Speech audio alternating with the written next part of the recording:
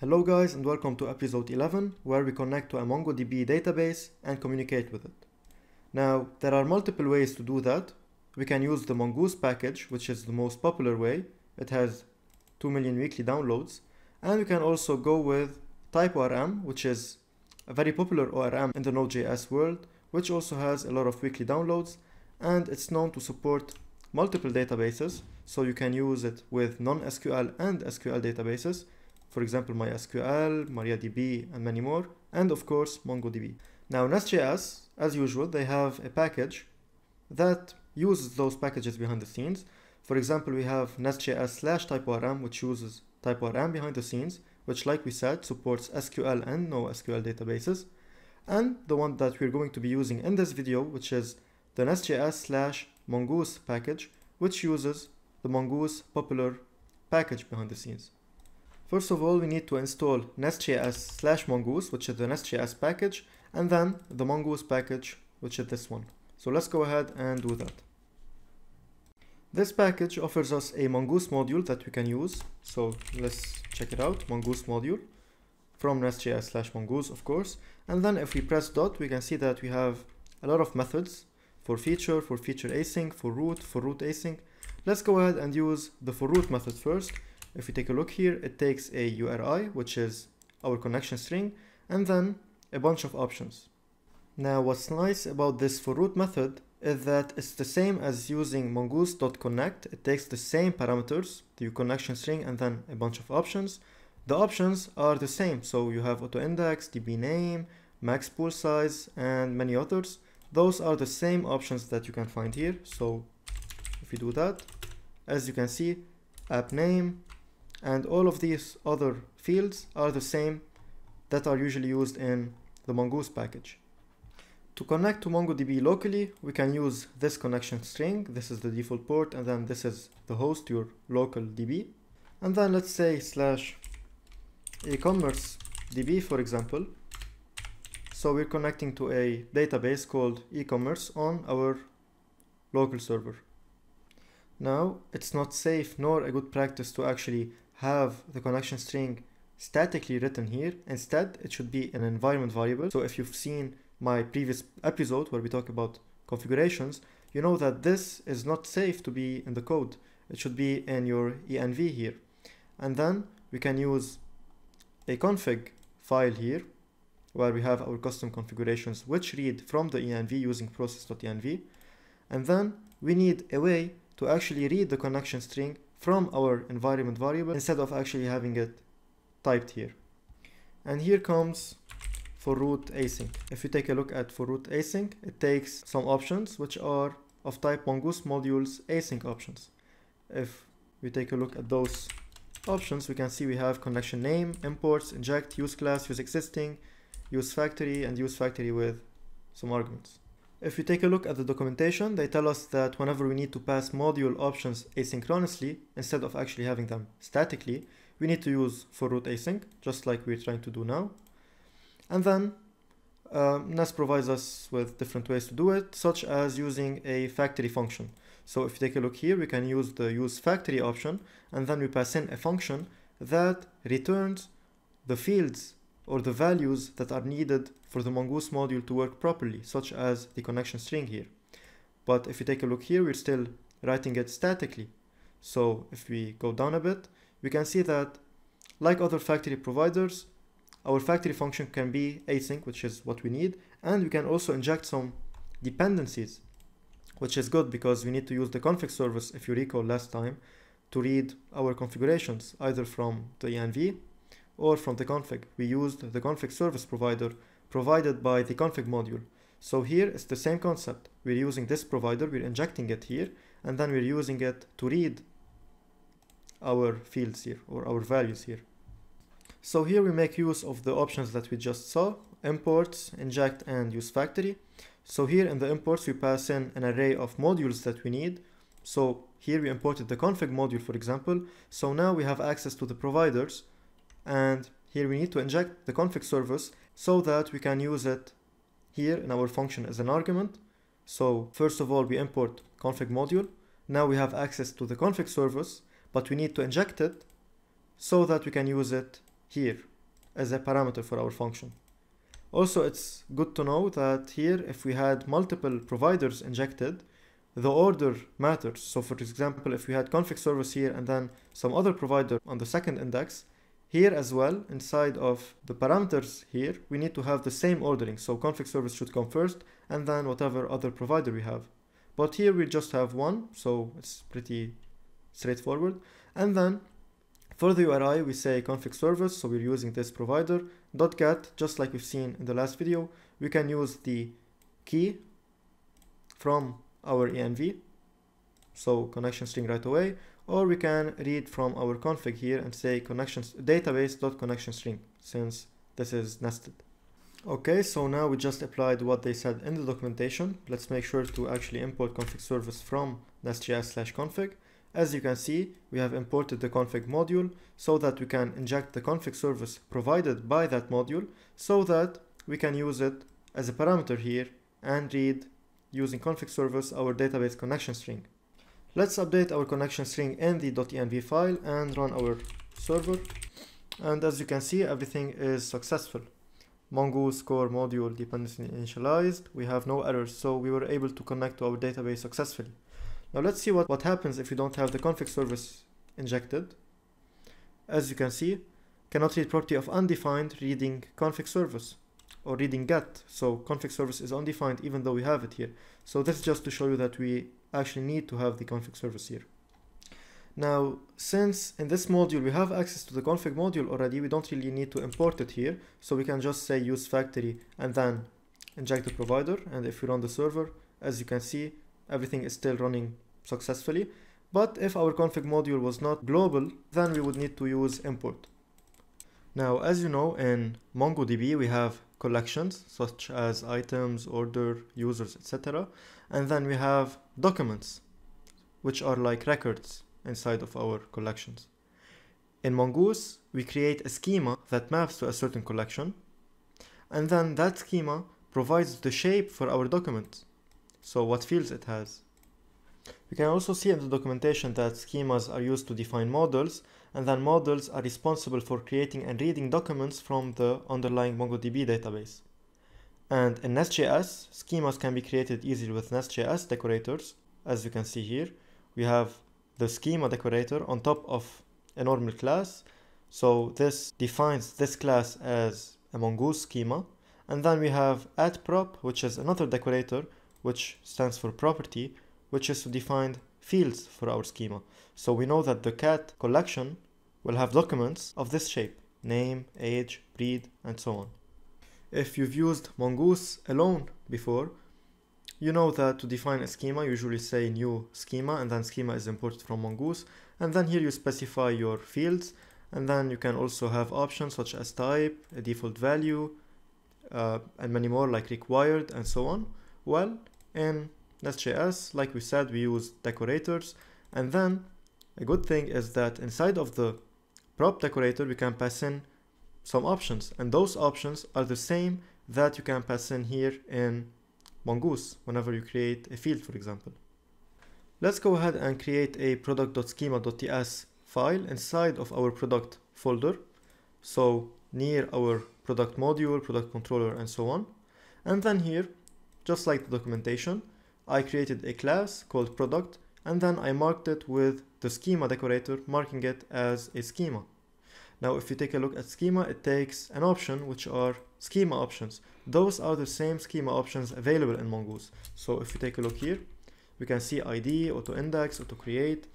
We can set timestamps to true, for example. We can disable the version key by saying false. The version key is __v. So those are the same options that you have in Mongoose. The only difference is that here, since it's with NestJs, we are using decorators. Let's go ahead and shape our document. So our product document must have a name, which is of type string. And since it's a string, we don't really need to specify the type here in the options. And that stands for numbers and booleans as well. Although if we had a complex type or nested objects and so on, we would need to specify the type here. To keep it simple, I just added 3 fields, name, description, and price, just to keep it simple for this video. And now if we take a look at the properties in the prop, those are the same properties that we have in Mongoose. So we can have default, we can have required. For example, we need to require the name. Let's do the same for description and price. We have many other options here. We also have enum. So those are basically the same options that you have in Mongoose. Like I mentioned earlier, whenever you have complex types, such as an array here, for example, tags, string array, we need to specify the type here for the property, or Nest won't know what type to use. So for number, string, and boolean, we don't really need to specify anything here. But if we had an array, for example, we would need to specify it here, of course, if we had an object as well. Now, in case we have relationships, for example, here we have a owner foreign key. What we would need to do is we specify the type, which is an owner schema. And then here in the type, it's Mongoose schema types.object ID, since it's going to be the object ID. And then by saying ref owner, now we can populate our documents and actually get the full object from 2 different collections. I'm not really gonna go into that in this video, but you can read the documentation if you need to know more. Now, in case you don't really want to use the NestJs way by using decorators, they tell you in the documentation that you can use it just like you would usually define it in Mongoose. So you just say new mongoose.schema and then specify your object, like you would typically do here in the Mongoose documentation. But personally, I prefer to use decorators since we are using NestJs. And one last step here is to create the product schema from our product class that we specified here. And to do that, we just use the schema factory, which is from NestJs Mongoose. Then we would say .create for class, and then we pass in the product. So now we have our final product schema. Now there's one more thing we need to do, which is in product module or any other module in which we need to use the product model out of the product schema. We would need to go to the imports array, and then here we would need to import Mongoose module. And then now we need to make use of for feature that we've seen previously. If we take a look at for feature, it takes an array of modules. So let's go ahead and open the brackets. And then it takes some properties here, such as name, schema, collection, and discriminators. For the name, we need to pass in our class name. So what we could do is we could say product in this case, and we need to import that. Dot name, returns the name of the function. Function names are read only, whatever. And then we need to pass in the schema, which is the one that we just created here using the schema factory. So product schema. Of course, we're exporting the class and then the schema here. So now we can give the product schema to our schema. And then optionally we can pass in a collection, which is going to be our collection name. So for example here, if we said, I don't know, XYZ, then it would create an XYZ collection in our database. But of course, that's not what we want. By default, it looks at our name here. So for example, product, and then it adds an S and it makes it all lowercase. So the end results would be products. That would be our collection name. Now, if you need to override this name, this auto-generated default name, you could use the collections field that we've seen. I'm gonna keep it as is. Now, to be able to use that model, let's say we want to use it in our product service to communicate with our MongoDB collection. What we could do is inject it. So let's create our constructor. And then here we could use @inject model, which is from the NestJs Mongoose package. And then it takes a model. And then here we could say product.name. So this is pointing to this model here. It's the same, product.name. And then here let's say private, and let's call it, for example, product model, which is of type model, which is from the Mongoose package. And then here we can specify the type as product. So now we have successfully injected our product model in our product service as a dependency. So now we can use it. I created a method here, create product. Of course, it's async, and then it takes a product. Now here, it's a good practice to use DTOs, so you would specify a type. But since in this video I'm just focusing on the DB part, I'm not going to go through that. And then here we can create a new instance using this product model, and then we can pass in our product object that we want to create, and then we can apply .save to create it. Now here with the product model, we have the same methods that you can use with Mongoose. So if you take a look here, this .product model you have find by ID, you have find one, you have update many, update one, and you can also use the aggregations with aggregate and then pass in the stages here. So this is totally the same. With that said, I also created a get all products, and then in our controller I created two different route handlers. Of course, we need to add the HTTP method with this decorator, and here it's post. So we have create product, which reads from the body, takes a product object. Of course, we would need to use validation here, either with joy or with class validator to validate the data that we're getting from the request, but it's not in the scope of this video. We actually already talked about that in a previous episode, so if you're not very familiar with those, please go back and watch the controller and the pipes and validation video. And I also created another handler which gets all the products, and of course we call our product service, which depends on the model, on the Mongoose model here, which creates and then finds our models. By the way, now, since we ran our server, if you take a look at our database, if we refresh, we can see that we have a e-commerce DB database. At first we had XYZ, because if you remember, I had a collection set to XYZ to show you that we can name it anything we want, but let's delete that. And we also got the products collection, which we said was this name, so product, the class name, and then all lowercase with an S added toward the end. And now let's go ahead and test our APIs. If we go back to our schema, we said that a product document needs to have a name, description, and price. So let's go ahead and add those. Okay, so I've created the correct body. We are hitting on /product, HTTP method post. If we hit on send, we got the newly created document, and it has a created at and a updated at fields. And if you go back to our schema, that's because we set the timestamps options to true inside of our schema. And we don't have a version key, which is __v, because we disabled it here. If you go back to our database and refresh, as you can see inside of our products collection, we now have our first document.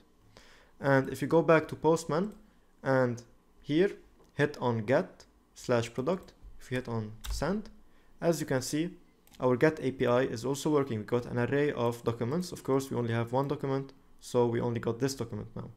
Now in Mongoose, we have the connection object that we can use to do a lot of things, such as close the connection with .close, such as changing or switching databases by using .useDB, and a lot of other methods, as you can see here. In NestJs, we can easily get access to that connection by using @inject_connection in any constructor we want. So for example, here in cat service, they use @inject_connection. So now they can use this connection, and it has all the properties and methods that exists on the Mongoose connection object. So this was a beneficial side note. And they also tell us how we can use multiple databases. So as we saw here in our app module, we are using the Mongoose module to connect to one database. But what if we had another database here, and then here we had database 2.connection string, for example? How are we going to be able to tell which database is which? Well, here, if you recall, we saw a connection name field here. So we could, for example, call it XYZ database. And then this one, we could also give it a connection name. And then here we could say e-commerce DB. So now this is like a token, which is unique to this database connection. And then this one is unique for this database connection. So now we can use two or more databases in our application. Whenever we say Mongoose module.forFeature, here we need to specify which database we're using. So if we take a look here, forFeature takes an array of models, like the one that we've been using, and then a connection name. So in the case where we have multiple databases, and we are using connection name to be able to differentiate them, we can use the name e-commerce DB here, and then in our product module, we would pass it as a string here. So now we know that this model exists in this database.